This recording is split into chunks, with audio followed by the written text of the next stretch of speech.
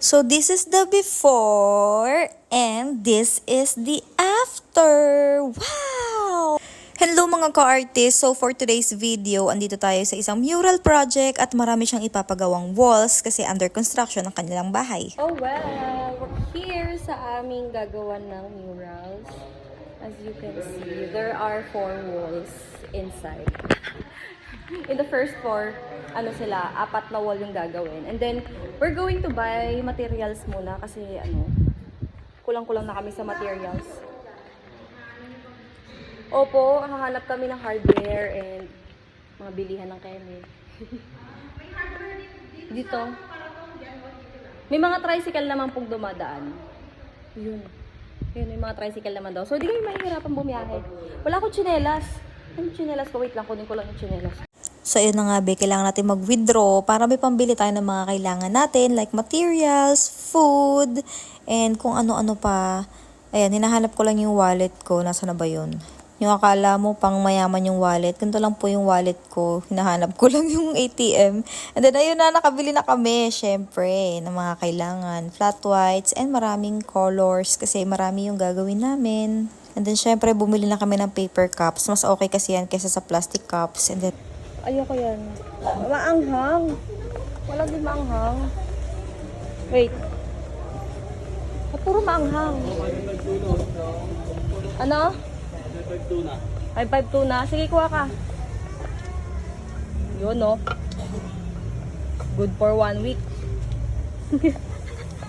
It's organ. Sige, tabi mo sa para lasang yan. Hindi yan, nakalate. Ganun. pabalik na sana kami sa site pero nakita ko tong magagandang bulaklak. Grabe, be. Grabe talaga. So, ayan, 350 lang daw ang isang ganyan. Gusto ko nito. Ayan, 120 naman daw yan. Naghahanap pa ako ng light pink. Ayun, nakita ko na yung light pink. Kaya yan, kukunin ko na siya, be. Gusto ko sana yung orange pero ito na lang muna, yung light pink, and then ayang fuchsia pink, and then itong parang white. Ayun. Balik na kami sa site. Napuno yung tricycle, be. Nakakatuwa kasi may bago kaming halaman pa uwi, o diba? Alam nyo ba, halos 8 hours ang binyahe namin papunta dito sa site, kaya medyo antok na antok pa talaga ako. Hindi lang pala medyo, antok na antok talaga, be. Talagang ewan ko ba, parang ayoko pa nga sana magsimula parang gusto ko lang magpahinga. Pero syempre, mas maganda may masimula na muna kami bago kami magpahinga. Kailangan lang pang ganyan. Dito, pang halo. Kaya to? Hindi, malaki na lang. Malaki. Pang halo chopstick. Mas malaki na lang para mas matibay. Malaki brush. Yan. And then, pinasimulan ko na kagad sa assistants ko yung mga pagpa-plot ng kulay. Ito ay may mga dahon-dahon din. Tapos ang background niya dark tone. So, ayan, fully flat na. And then, sinimulan ko na rin mag-lining ng mga dapat i-flat sana kinabukasan. Ayan, para hindi na kami masyadong pagod. Lalo na ako, para din ako magdodrawing bukas, 'di ba? So, sila, inaantabayan na lang nila matapos ako mag-lining, tapos magpapahinga na kami. Kumain na muna kami dito sa masarap na kainan, which is mga Japanese food. Umorder ako ng ramen. Ayan yung itsura niya, bi. Actually, masarap naman siya, kaya lang, hindi ko masyadong ma-appreciate kasi puro meat. Sana pala seafood na lang yung in-order ko, be. Pero okay lang yun. At least lamang tiyan pa din. And then, ito nga pala yung tulugan namin. O, diba, bongga, naka-aircon yarn.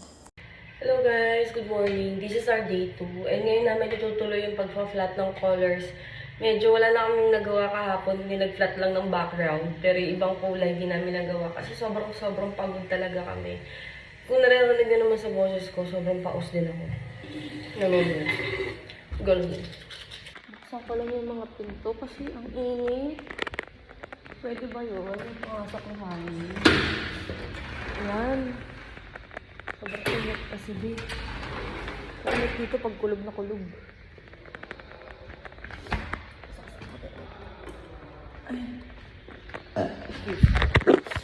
Ayan! Ito pala yung nagawa namin, oh. Tignan mo yan. Ay, grabe. Kaya puro linya lang, oh. Kasi pa-plat-plat na lang yan. Naalala ko na naman yung nag-bash sa akin ng grabe daw ako sa assistant ko, ganyan. Nako, kung kilala lang nila ako, hindi ako ganun grabe sa assistant ko. I'm giving fair enough sa kanilang mga sahod. Tsaka usually, hindi ko naman sila masyado nang inuutusan. Kasi alam na nila yung ginagawa nila. Bali, nilipat kami dun sa kabilang wall kasi tumawag si client. Ang sabi niya, hindi pa daw talaga siya totally sure dito sa design na to. Kaya, i-remain lang daw muna namin na dark. Buti na lang. Hindi pa namin napa-flat-flat ng mga dahon. Mag-remain lang na dark blue siya kasi magagamit pa naman daw yan sa pwede niya pang maisip na design.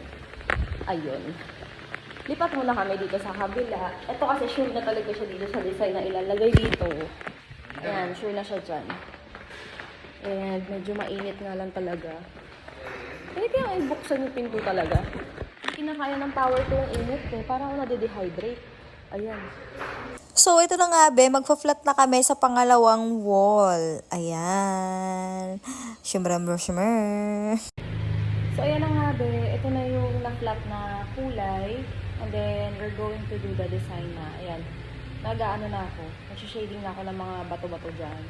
Ito yung pinagagayahan. Ayan. Ayan yung napiling design ni client. And then, ayan yung ilalagay natin dyan. So, ayan, be. Nilagay lang tayo dito ng mga bato-bato pa. Baka may mag-keme na naman. Sabihin, pang school yan or whatsoever. What do you expect ba sa design? Diyos ko. Diba? Ito yung mga nature talaga. Madalas kasi talaga nilalagay yan sa school para ma-visualize ng mga kids yung nature. Diba? It doesn't mean na pang school, iba kasi sinasabi pag pang school, pangit, ganyan. Kaya nagiging parang insult yung pang school, gano'n. Nakakatawa yun din.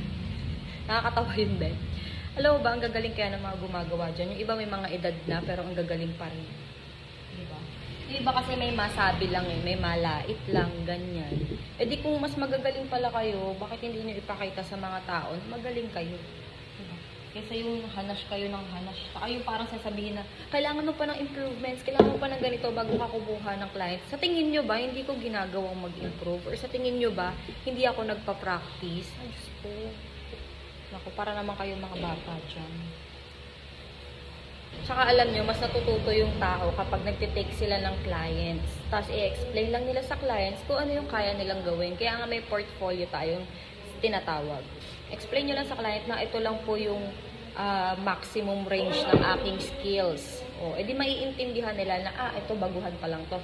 Ito medyo matagal na to sa larangan kasi may mga detailed work na talaga siya. Maiintindihan ng client kung ano talaga yung kaya mong gawin.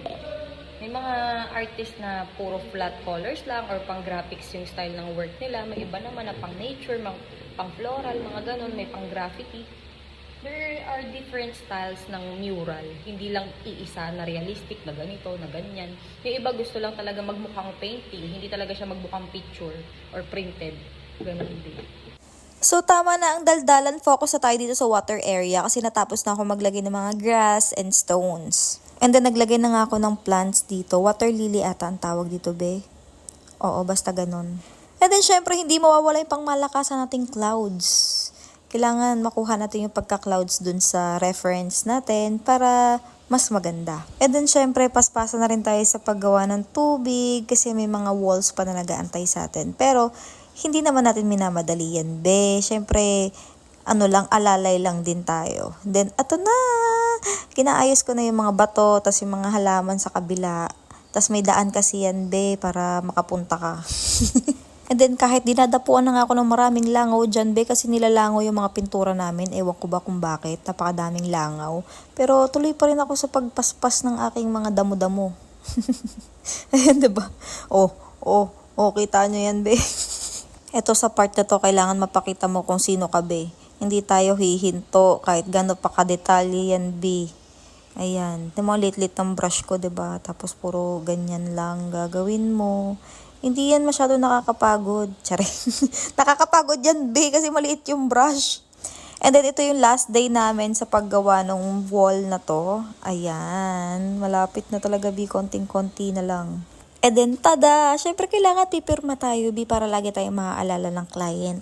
At ito na nga ang final result. Grabe ba?